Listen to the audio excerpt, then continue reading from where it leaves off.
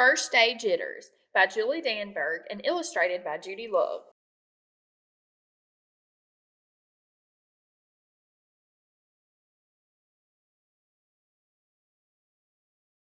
Sarah, dear, time to get out of bed, Mr. Hartwell said, poking his head through the bedroom doorway. You don't want to miss the first day at your new school, do you?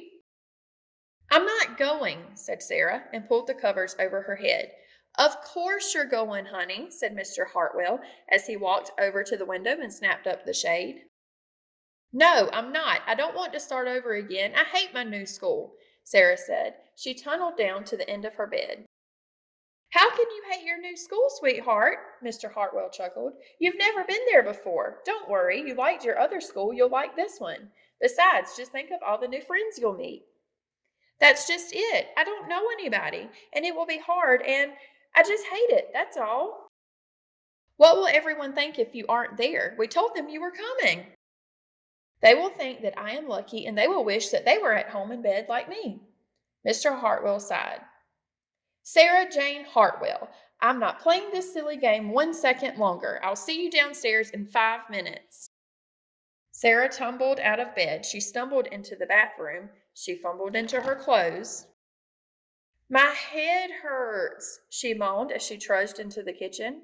Mr. Hartwell handed Sarah a piece of toast in her lunchbox. They walked to the car. Sarah's hands were cold and clammy. They drove down the street. She couldn't breathe. And then they were there.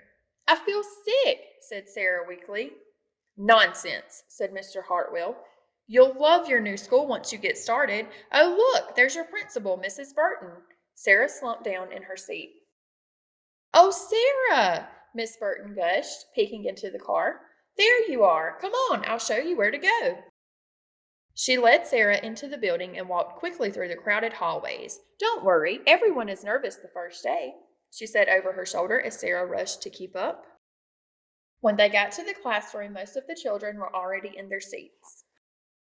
The class looked up as Mrs. Burton cleared her throat.